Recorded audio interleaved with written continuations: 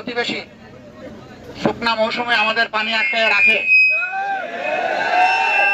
আর বর্ষার সময় একসাথে সব গেট খুলে দেয়। আমাদের এই প্রতিবেশী, আমরা এতদিন শুনে আসছি যে আমাদের দুনিয়ার সবচেয়ে বড় বন্ধু। গ্রীষ্মে যখন আমাদের পানির প্রয়োজন তখন আমাদেরকে পানি না দিয়ে পিপাসার্ত করে মারে, দেশকে বানায় মরুভূমি, আর বর্ষার সময় ছেড়ে দেয় পানি। আমরা অবাক।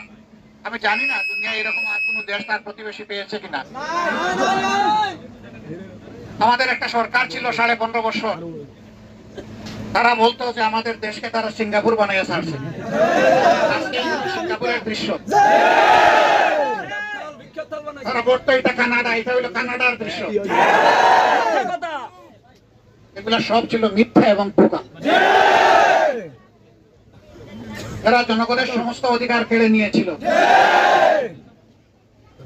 মানুষ তার বাসায় একটা পর্দা টানালে বলতো যে এই ঘরে জঙ্গি আছে।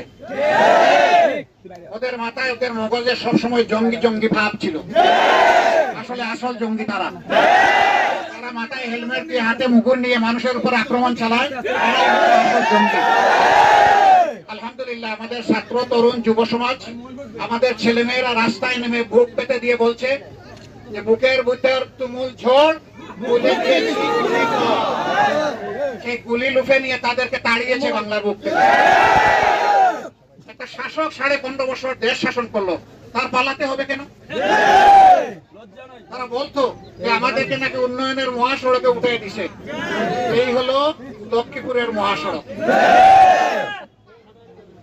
সম্মানিত ভাই ও বন্ধুরা, আমার মা এবং বোনেরা, আসুন আমরা সবাই আল্লাহর কাছে দোয়া করি।